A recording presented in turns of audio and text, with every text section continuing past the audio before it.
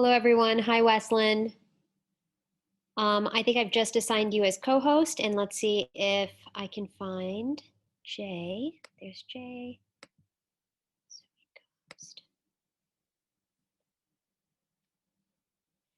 And really briefly, before we get started, is everyone okay with how to operate their video and their sound?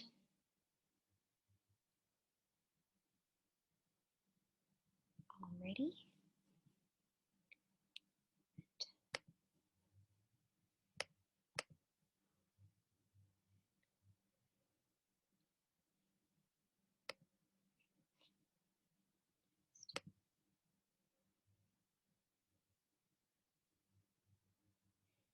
All right, Weslynne, I think you should be good to go whenever you are ready.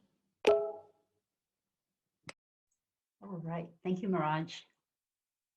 And welcome, everyone. I think some folks are still coming into the room, but we can go ahead and get started. Just give me 1 second here to just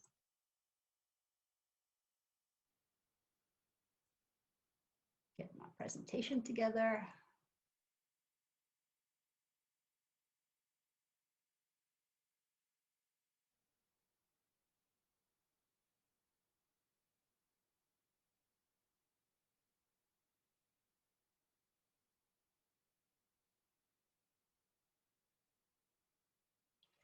One second.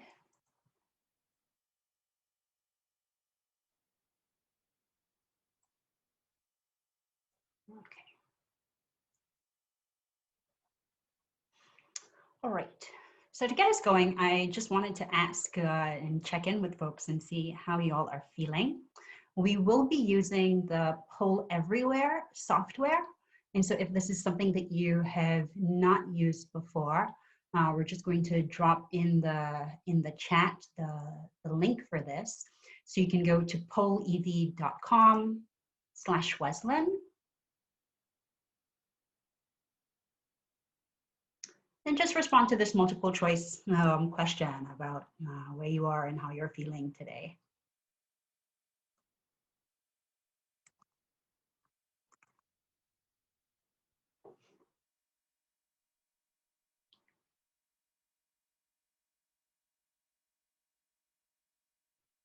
All right, we have some happy campers here.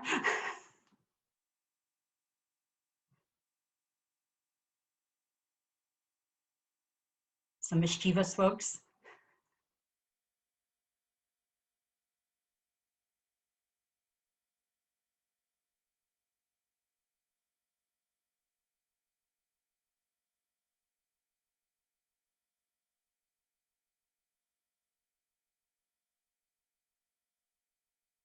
All right, great. So just in terms of setting some rules and by way of introduction. All right, I'm gonna just close off this poll right now. So it looks as though most of us are in a good mood. Hopefully you've attended some of the other Food Summit sessions and we're able to learn something. And so it looks as though we're mainly energized. A couple of us are a bit anxious. You know, there's just so much going on right now that it's hard to manage. That's certainly the way that I am feeling, that there's a lot going on. Okay, so I would like to introduce myself. I'm Weslynne Ashton. I am an associate professor at the Illinois Institute of Technology. And my primary area and work is thinking about how do we transform our social and ecological systems towards greater sustainability, equity, and resilience. And so this work today has been in partnership with CIFPAC, where we're really looking at how food hubs might be a strategy for helping to achieve racial and social equity across the food supply chain. I'm going to be joined by my research assistant, Jahanzib Jay. Jay, are you out there? Do you want to introduce yourself? Hi, everyone. I'm Jay, and I'm the one in the blue shirt with a lot of white dots. So you can't really miss me on the screen right now. All right. I'm the research assistant, and I've been helping Weslynne with this project for what seems like a few years now, but of course, that's just how time feels these days. Yeah. So Jay is in our marketing analytics program and has done a lot of statistical analysis. We are trying to understand what are the major trends in the food hub space across the country and where there might be opportunities for food hubs to play a role in making the shift to this more equitable food system. Right, so we just wanted to start off by, just showing a typical diagram of what our food supply chain looks like, right? We have farms that grow our food, we're animals if we eat meat. These are typically sent to factories for processing and packaging, where they're then transported and distributed by a number of actors before they end up in a market where consumers are able to purchase them. And so this is, a very industrial food supply chain. And we're really asking the question, how can we make stronger connections between farmers and consumers, and what's the role of food hubs in making that connection? So we've been trying out this term food hub, and I feel like there isn't a precise definition. But what I would like to do is, again, using a poll, so you can go back to that same website, and to get a sense of people's understanding in the room about what food hubs do. All of these answers are correct, so what I'm going to ask you to do is to rank which ones you think are the most important services that are provided by food hubs.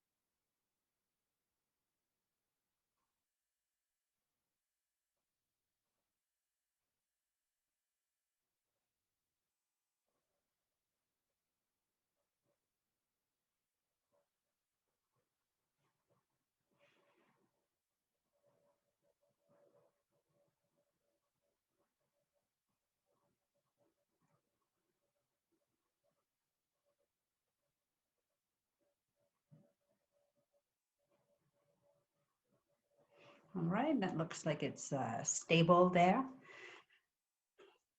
So food hubs definitely strengthen the relationships between farmers and consumers and intermediaries. The USDA has a specific definition of food hubs as organizations that manage a number of services to farmers. So they aggregate, distribute, and market food from farmers, typically by providing a fair price, not just the lowest market price for a product. And they primarily serve local and regional producers, strengthen their ability to supply diverse customers, so retail, wholesale, as well as institutional demand. Right, so they are making this direct connection from producers to consumers and institutional buyers, really. So shortening the supply chain and cutting out all of those, a lot of the middlemen who add a lot of cost, but also time for the produce to get from farm to consumer. The purpose of this study is exploring the potential for developing a cooperatively owned Black, Indigenous, and people of color-led food hub that serves the Chicagoland area. SIFPAC received funding from the USDA and the state local produce promotion program that is being used to fund this work. as we were doing this work, we became aware that Michigan State University's, their Center for Regional Food Systems, developed their own survey where they were particularly looking at strategies that are useful for advancing racial equity in food hubs. And they conducted a number of interviews with food hubs across the country, but particularly targeting this goal of racial equity. And what they found are the key strategies include having an organizational history and mission that's grounded in racial equity is really important. The leadership and staffing, so not just talking about racial equity, but actually having people of color in leadership and staffing positions throughout the organization, and also developing an organizational culture that's grounded in equity principles. Financial structure is tough, right? So there are some food hubs that are organized as nonprofits, some as for-profits. And in all cases, having enough money to advance the mission is really important. Interorganizational dynamics. So we often have that larger organizations tend to be white-led and they might not equitably share the resources that they're receiving. So there might be competition, particularly for financial resources. So it's important to pay attention to who the different actors are and how they're interacting. And finally, that there's meaningful engagement with communities of color through different types of activities to promote equity. Right, so I'm now going to hand over to Jay, who's going to lead us through talking about the statistical study that we did. Okay, so should I be sharing my screen or will you be handling slides? I can click for you. Okay, perfect. So one of the first steps we needed to perform during this food hub feasibility is to get a better understanding of what the competitive landscape is around food hubs, because clearly food hubs are not a very old phenomena. There has not been a lot of research done on them, but all of a sudden there's been a lot of research spiking on them because they've come into so much attention. But there's still a lot that we needed to loosely, because when Professor Weslynne mentioned that there's no set definition, the reason for that is because they're a very complex business model, which is why we decided to do a cluster analysis to figure out what the typology of these is. So firstly, mapping them out across a map of the United States, which you can see on this slide. First thing you notice is that the clusters of food hubs are either on the extreme east side or the west side of the country, and with some on the south. And next slide, please.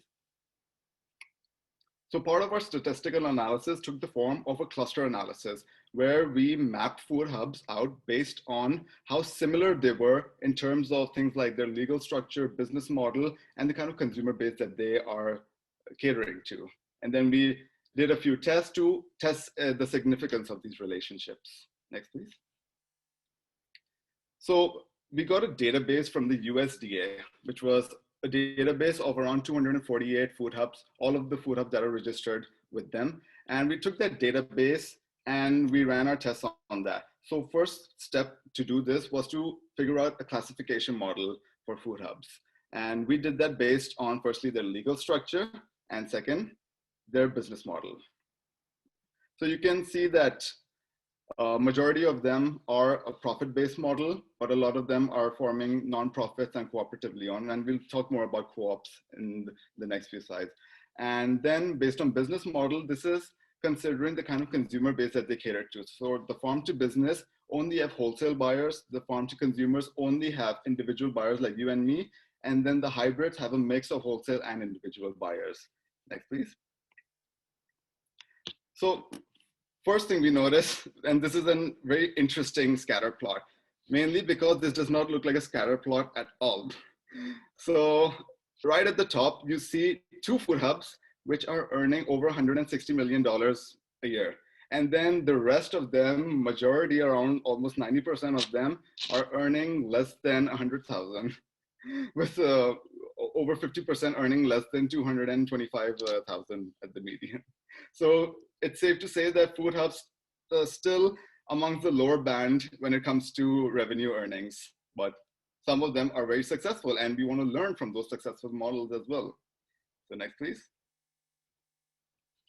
So one of the things that differentiates a food hub from normal food distributors are that they have to do a lot serve back for the community, and they need to provide good quality produce for their consumers. So we wanted to see a bigger number, but this is less than what is ideal. A lot of them are starting to implement these food and safety practices. A lot of them have shown interest and they are taking the steps to implement them. But right now, this is not a very high number of organic produce being offered or good agricultural practices and other USDA certifications being implemented. Next, please. So one thing we know is that food hubs, the business model, evolved from the traditional food distributor model, which was about aggregating, sourcing from producers, packing, processing, and then distributing them to the consumers. Next slide, please. So naturally, the top services that are being offered are distribution and aggregation and product storage.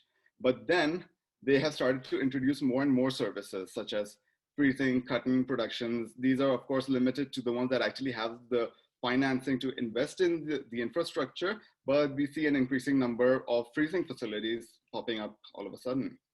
Next, please. So what differentiates a food hub from a traditional food distributor is that they don't only take the food and send it to the consumer or the retailers. They actually offer a range of services to their producers, which are meant to support them in whatever means possible. So we see services such as paid consultancy, brand management, branding, all of these things. So this is one way how the traditional food producer has evolved into a food hub by just offering a few more services and they get classified as one. Next, please. So as we said that one of the essence of a food hub, one of the main reasons for their existence is to support the community around them. So there are a lot of community support services that they are expected to offer. Even the ones that have the profit maximization model in mind, they are still offering some food donation or providing education to their consumers and their producers in some form or the other. And this number is just increasing and we expect it to get bigger as we progress in this model. Next, please. So now we come to our cluster analysis, which is what we based a typology on. So we map them out based on the kind of services that they're offering, and we notice some food hubs that were offering very similar services to each other and some that were offering very unique services. So we saw some very interesting business models popping up here and there in our analysis. So first, I'm gonna pick the institutional sellers and retail distributors, which you see on the left. These are, in many cases, the traditional food distributor that has evolved into a food hub by offering extra services. So they usually have very large facilities where they do their storage and processing. They have a range of services that support their producers, and they have a very wide range of buyers as well, which is why you see the average sales revenue being the highest. So you know that those outliers are amongst these business models. Then you have the modern buying clubs. These are the new age food hubs. They came into existence with the intention of being food hubs. These include local foods, which is Chicago based. So they have a very wide range of services and a very wide audience, which includes both institutional wholesale buyers such as schools, colleges, and they have individual buyers as well through CSAs or through web portals. Then there's the wholesale farmers market. This is where a lot of people like you and me get our produce. These are usually out in the open, or they could be in warehouses. In some cases, they're in rented spaces such as schools. Like Black Oaks is one example of that as well. Next slide, please. Next slide, yes. And then there come the specialists. It was hard to classify these because they cater to very niche markets. Either the produce and the products that they're offering is very unique, or the services that they're offering is very unique, which is why you see a decent sales revenue coming from them as well. And you see more and more of these popping up soon. Then comes the online farmers market. You've got urban Shellys. A lot of us are ordering our produce from these services. They usually have delivery services, or they have pickup points, or they operate online CSAs and places like that. Then there are the outliers. These couldn't be classified because they are so unique in their business model. They have very unique services. So So we created a separate classification for them. And then lastly comes the mobile farmers market. In a lot of cases, these are school buses that have been transformed into food hubs and distributors. And some of them tend to be very, very profitable. And this is just a few of the clusters that we have mapped out so far. And I would give it back to, I think, oh yeah, I have one more slide.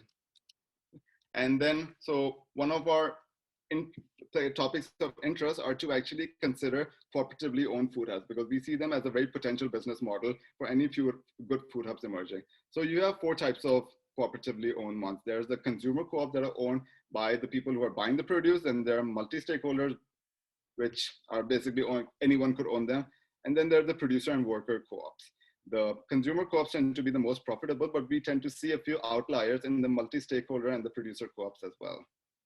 So at that point, I'm going to pass it back to Weslynne to take over from me.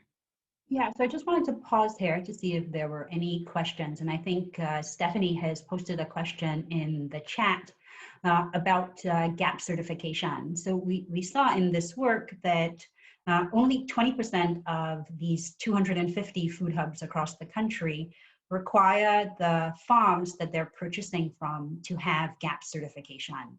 And GAP is sort of the minimal food safety certification that many institutional buyers, and I think what this says to us is, the size of the farms that that the food hubs are purchasing from are relatively small, and so it's challenging for them to get GAP certification, to have the land, the resources, the time to go through the process to get certified.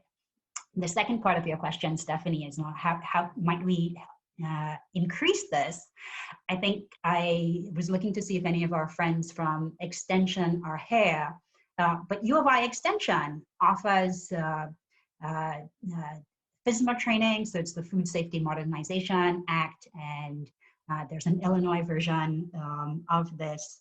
And so Extension is offering these services to help small farmers in the state get safety training and certification.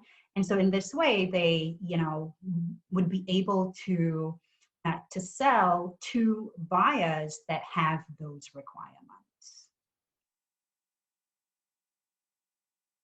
All right, so we have a couple other questions. Laurie asked if we think that consumer cooperatives is viable in impoverished communities. So we actually have an example of a grocery co-op, or a consumer-owned co-op. It's meant to be called the Southside Co-op, that is in the early stages of formation, and so they're trying to figure that out.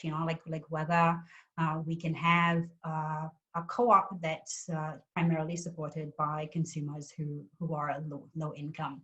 I think that with the consumer models, like we have some very successful examples in the Chicagoland area, Dill Pickle that's been around for decades, and Sugar Beet Co-op in Oak Park that's been around for a couple of years, that are serving mixed income communities. And so they have models of trying to make ownership a bit more affordable by the payment structure that they have. And so I think, like this is a question that needs to be explored. Jay, I'm going to throw this one to you. So did any of the financial income scales surprise you? And any food hubs that are functioning off-grid, where we might not have this type of data, but might be thriving? So I'll start with the second question. So the analysis was based on food hubs that have data provided. So we had to use secondary tools for that, but we are actually researching food hubs that might be operating off the grid as well. And there are a number of distributors that classifies food hubs, but they do not call themselves food hubs, which is why their data is not necessarily part of that database of food hubs. So they are definitely being taken into consideration, and they play a role in our final analysis, but you would not see them in the numbers over there. And then there was the question about being surprised by the financials. honestly, they were not very surprising because food hubs are a bit of a new concept. There is no fixed or true business model that you can say that this is going to work. And some of them have been experimental, some of them have been very unique, and they've been very successful, and some of them have not been very successful. And then you see those that are earning 160 million, 150 million a year. They are examples of the ones that have very successfully implemented this new business model, but there definitely needs to be more research, and we hope to, crack the code on what is the best business model for a cooperative, for a food hub to follow.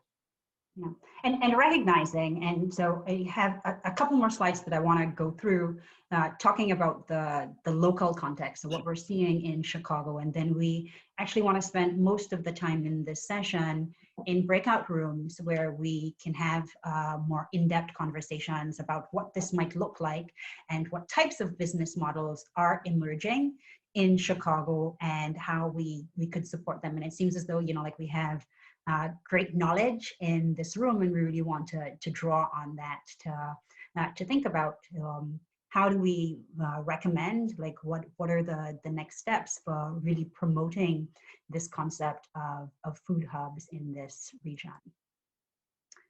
So it turns out that on a county basis, Cook County has one of the highest number of food hubs in the country. So we have 8. 6 of these are within Chicago, 2 are in the suburbs. And we see that there are mainly 2 approaches here in the Chicagoland area. So the first approach is really those food hubs that are serving more institutional and wholesale buyers. There's a high focus on tangible services like aggregation, distribution, storage. They have large facilities, and so many of them are traditional distributors that have now taken on the hub moniker, and many offer some producer support services and cater to direct to consumers. Whereas the second approach focuses more on intangible services. They have smaller facilities, they coordinate aggregation through online portals or direct to consumer channels, and are mainly serving household buyers. So in the first category, we have Gourmet Gorilla, Mandolini, and Local Foods. And in the second category, Healthy Food Hub, Leaf, and Urbancelli's Fresh Picks. I just have a couple of examples, so just, to give you an idea of what Local Foods does. Perhaps many of you might be familiar with it, but they do grocery and distribution. They have a couple farms that they purchase from, including meat products and vegetable products. They specialize in meals for larger institutions, but also serve individuals. Healthy Food Hub, which was initiated by Black Oaks Farm in Pembroke, that was mentioned in one of the earlier sessions. So it's Chicago-based, really focused on offering healthier, affordable eating to Black communities. So it started as a bi-weekly CSA hosted at the Betty Shabazz School. And one of the interesting things is that, their model is transforming because of challenges that they had with ownership of the spaces or lack of ownership of the spaces that they were operating out of. But Black Oaks is continuing its operations and currently serves a couple farmers markets in Illinois.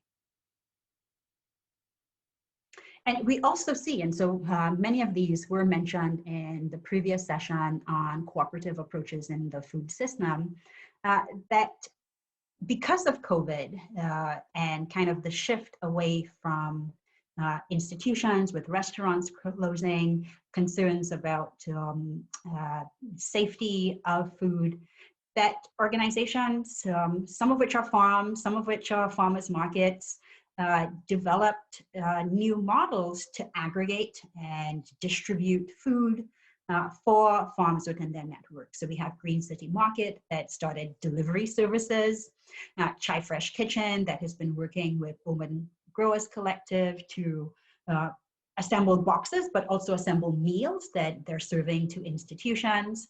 We have Produce and Protest that's meant to aggregate food from Black and brown farmers across the city and the region to serve communities in need.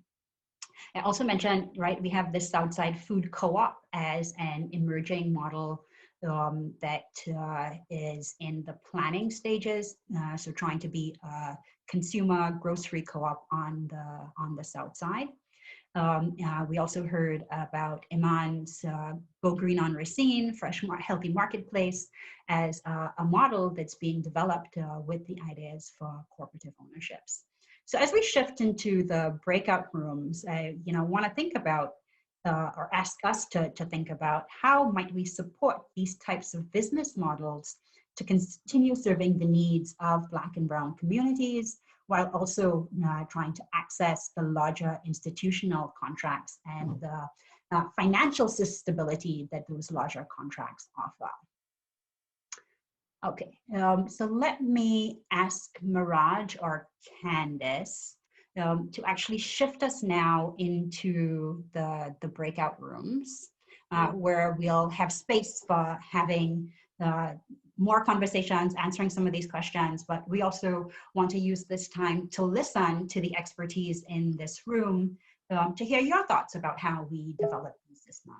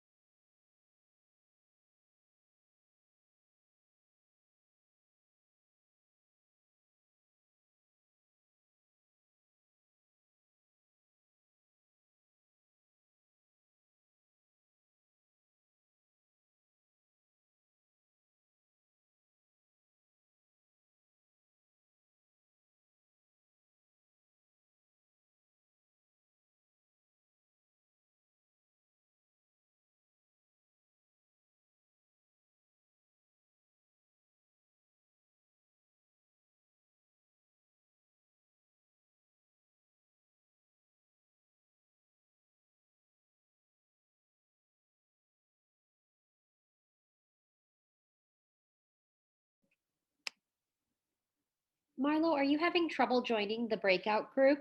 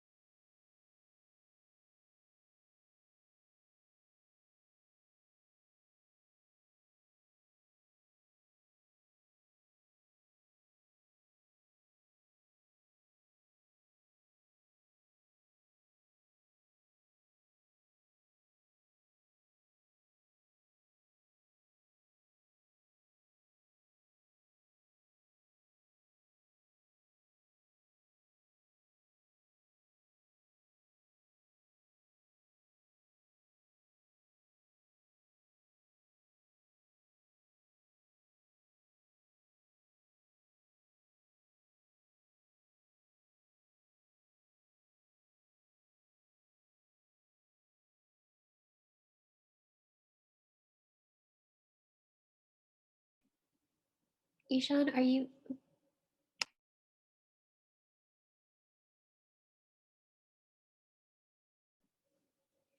Ishan, are you having trouble joining the breakout group?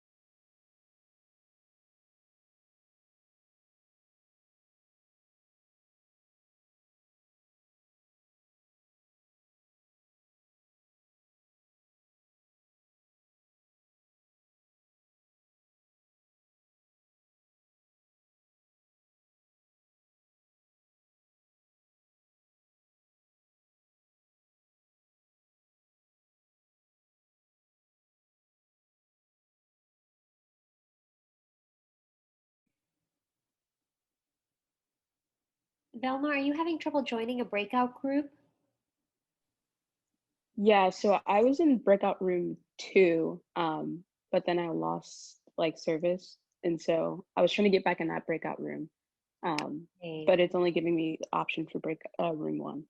Okay, go ahead and decline that, and let me see if I can assign you into breakout room 2.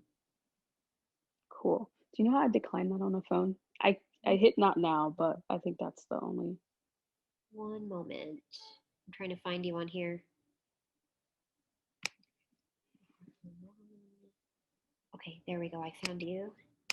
There we go. You should be set. And Margot, are you having trouble joining a breakout group? Were you in room 2?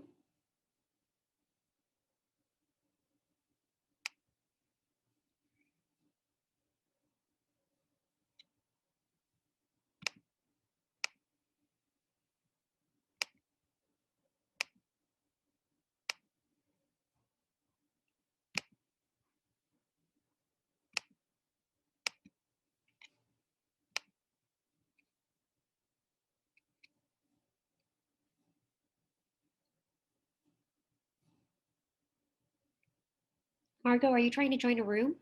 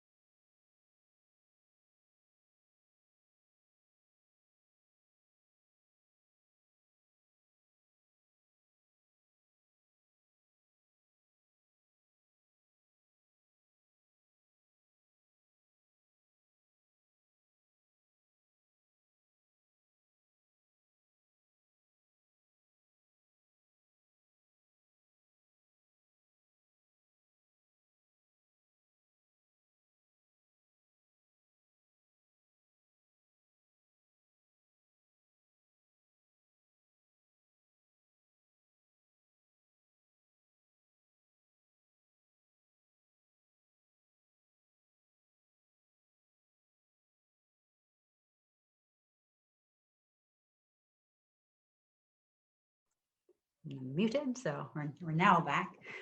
Thank you all. So for the next few minutes, I would love to call on Veronica and Jacques, who have been taking notes of the conversations that have been happening in the individual rooms, to share kind of like what were the key points that were raised in the conversations, to share with us. And then I'd also ask others to comment on things that they heard and they would like to share. So perhaps, Jacques, would you like to share first? Yeah, absolutely. A lot of our conversation revolved around institutional barriers and the issue of capital. So we had a conversation specifically about the need for cold storage and how difficult that was for smaller scale farmers to have access to that. And we had a little bit of conversation about the importance of marketing for smaller scale farmers and trying to get past the cost of those institutional barriers like GAP. And if anyone else from my group wants to add anything, now is the time.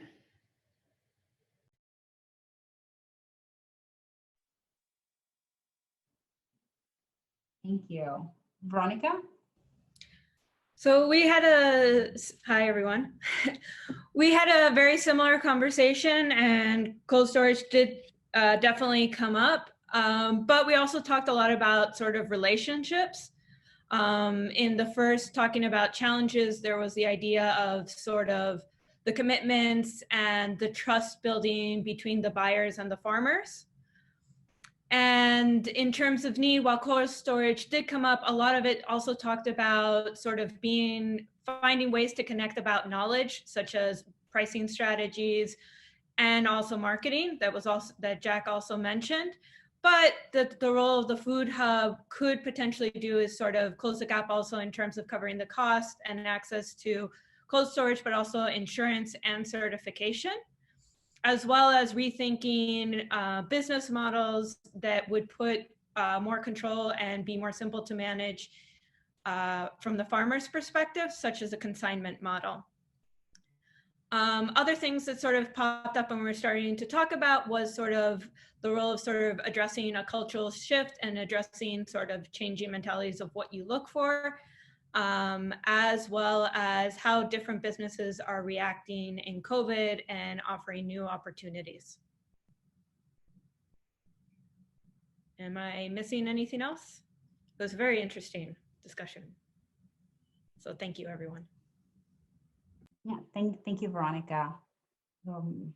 I'm curious, for everyone in the room, are those the main issues, the things that have been surfaced? Are there things that we are missing? So Jay and I are kind of in the middle of this research project where we are exploring the business models and trying to understand what are appropriate and effective business models for aggregating food and distributing to institutions and to consumers.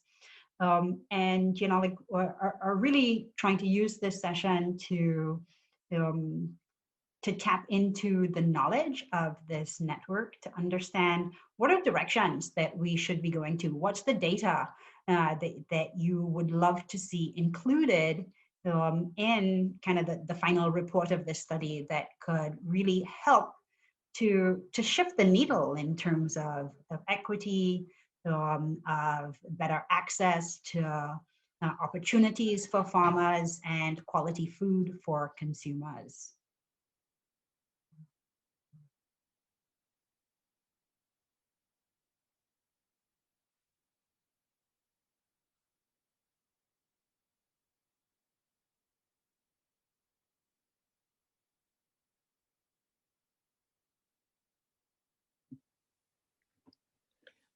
I'll say something. I'd like to know whether COVID has given us new insights into some of these channels. I have talked to a few farmers who have indicated that they've done better in COVID than before. And I wonder if that's taught us anything.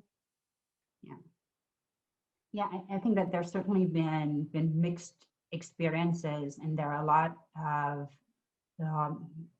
models that have emerged because of the crisis, and so understanding, kind of how COVID has changed business models and aggregation, and how we can continue supporting those efforts that have emerged, I think is an important question for us. Thank you.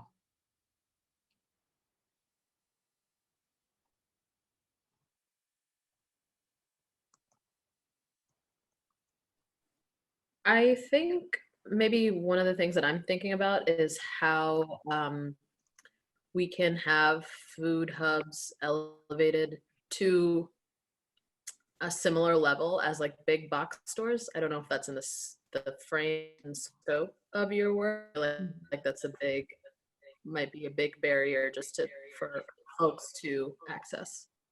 Yeah. Mm-hmm.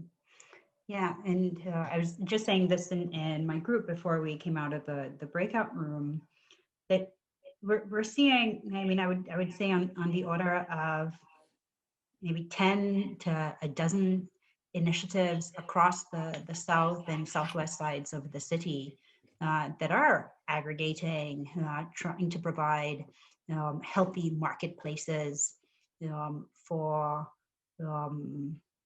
that serve their communities, right? And so I think we have a particular idea of what success looks like, and even kind of like challenging what is a success. Is it, like the one who generates the highest revenue, or is it one that really serves the needs of the various stakeholders who are involved, right? So the communities, the consumers, as well as the farmers, and kind of breaking the model of what does success look like, right? And so do you need to be a big box store, or like should we really think about having a network of marketplaces across the city that are scaled and the size that meets the needs of the diverse communities, right? And that offer different types of food that are sourced from farmers who look like the consumers in these places. But I think, yeah, it's a great question.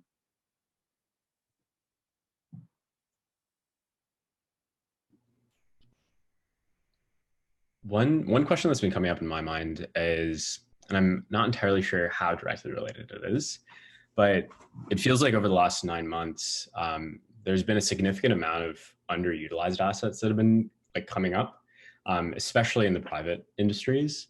So, underutilized cold storage trucks, underutilized cold storage in general, scattered throughout the city. I look at like companies like Carmichael that are like truck rental companies that have cold storage, and their capacity is massive now because they have a lot of their fleet that's underutilized. So like, how do we think about, one of the big challenges behind all of this right now is like the affordability of cold storage. So is it possible to start creating methods for people to be able to share these resources, especially when there is so much open capacity? And I may be like exaggerating that a little bit, but where there is open capacity, how do we go about making sure that we can share that across the city rather than hoarding those resources when they're not being utilized at all? Thank you, Ishan. So that comment made me think about the origins of Airbnb and Uber, right? And that what this has revealed, right, is that we do have a tremendous amount of assets of different types that are not being utilized. And so how can we, connect those resources to the people that need it and can use it, right? And in many of the conversations that I've been involved with, cold storage, right, and refrigeration is such an important need for ensuring the quality of the produce to be able to reach consumers that need it. I don't know of anyone who's currently mapping all of those assets, but it's certainly something that would help a lot. And I'd love to see, not another Uber or Airbnb, but an open source, community-based, this is how we do sharing of resources, and a platform that could really help with that distribution. Yeah, and I guess building off of that, yeah, definitely not like, we do not want to be building another Uber, Airbnb, and really like thinking about like how can we build sustainability behind something like this? Because obviously like a lot of this capacity was built from the idea of the pandemic hurting a lot, or affecting a lot of supply, and how do we think about something like this being sustainable even through through the long term? I know there was a comment in our little group, which was a lot of things are built with like a philanthropic mindset, which is really great, but sometimes it lacks the long-term viability because it's just an initial cash infusion. So how do we think about being able to sustain these efforts, not necessarily through like public-private partnerships, but how do we like actually properly source the long-term viability of these efforts through like public funding and even like for-profit food institutions? How do we like make sure that they're giving their fair share to public food institutions as well, as we think about like being able to sustain this in the long term? Yeah, I think there are a lot of questions about the financing of it, of such a system. I would be concerned about what happens if a Carmichael, for example, shifts their business model, and the needs of Food Hub and food distribution gets disrupted that way as well. So I'm wondering if there is indeed just a need for this sector, if you will, to make sure that our systems are in place. And so that we would not have to endure any kind of market shift or ownership shift or whatever the case may be. Mm-hmm. Yeah, so it's kind of planning for resilience of what we create, or what is being created by folks across the city and the region.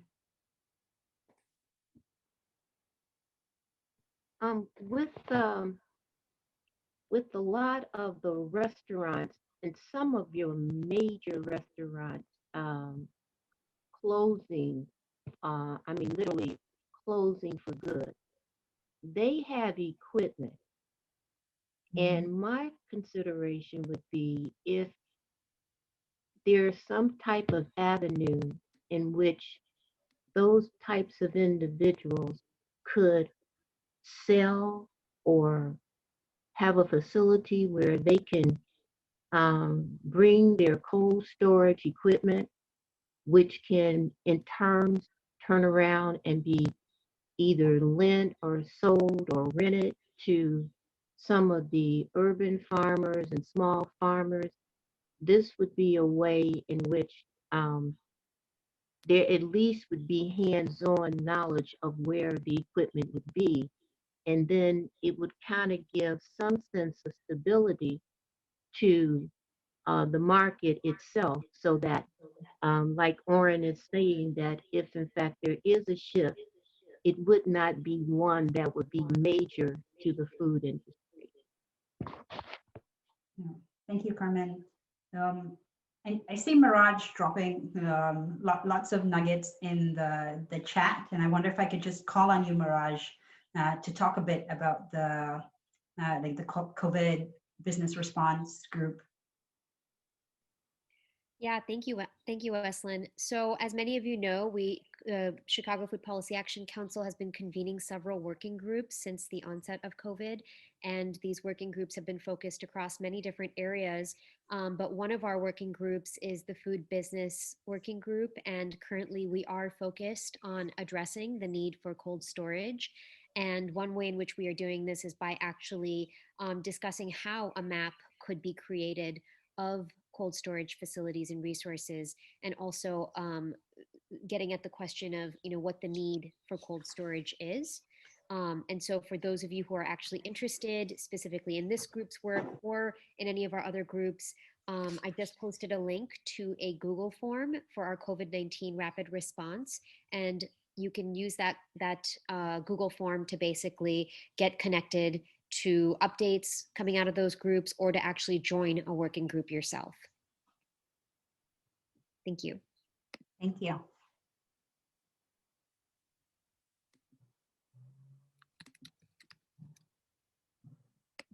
I think we have time maybe for one more comment or question from folks in the room.